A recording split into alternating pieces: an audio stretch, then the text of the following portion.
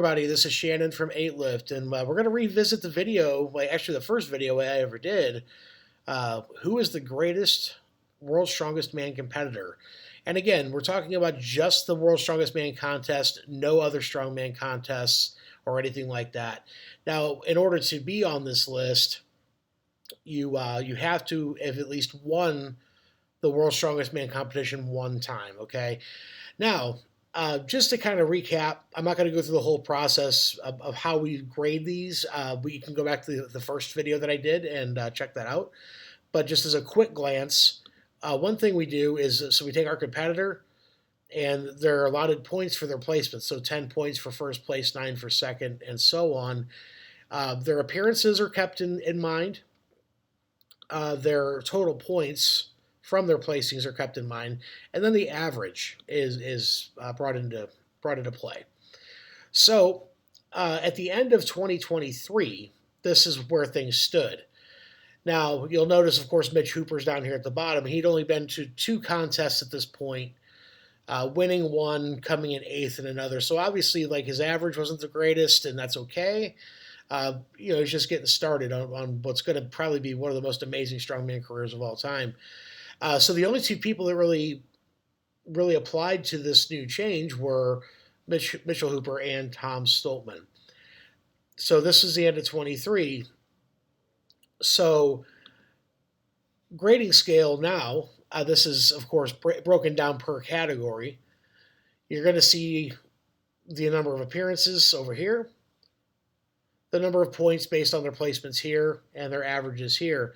And there was a lot of movement, obviously, especially for Hooper. Hooper jumped up. He's at a 7.3 repeating average on this one. Hooper now has 22 points because of that second place finish he had at the World's Strongest Man.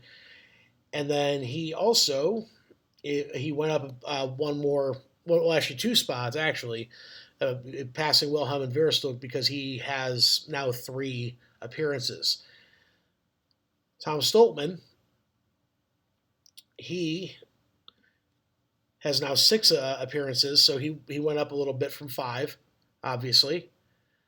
Stoltman here, with a 10-point jump. I mean, that was, nice little jump there, passing up Phil Pfister right there.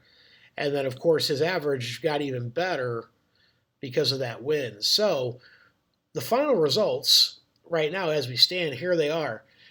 Tom Stoltman, by these metrics, just became number 7 on the list. He has 3 titles, as does Kazmaier and Capes, but with Stoltman, he's got 2 second place finishes in there as well. So his average is incredibly good. So he's, by these metrics, he's just under half Thor. And I mean, it's still so crazy to me how 1, 2, 3, 4, 5, 6, 7, 8, 9 guys are over that 50-point total. I mean, that's crazy. That's how good all these guys are and how close all this stuff is. Now, Mitch Hooper was last on the last one, but now he is up a few points. And again, that doesn't look very flattering for Mitch, considering how great he is. But keep in mind, when he does more of these contests, more of the specifically World's Strongest Man contests, he's going to climb rapidly, because the 4th appearance is going to be a big deal. He's likely going to podium unless something crazy happens, because he's just that darn good. So this is where things stand now. And I just thought it was a really interesting way of looking at it. And again, check out the first video if you want to see. I do a more in-depth breakdown on how I get to these points. But this is how things lie right now. And I'm super excited to see Tom climbing the ladder, passing the likes of Kazmaier, Capes, and Magnus Samuelsson, and all these great guys. And it won't take very much for Tom to find his way to the very top of the list if he pulls off another podium or 2. So we'll see what happens. I mean, he's a young man still. He's just 29. I think Hooper's only 28. So there's some dynasties that can happen here, and it's really exciting to watch. But that's all for now, guys. Thanks again for tuning in, and we'll see you next time.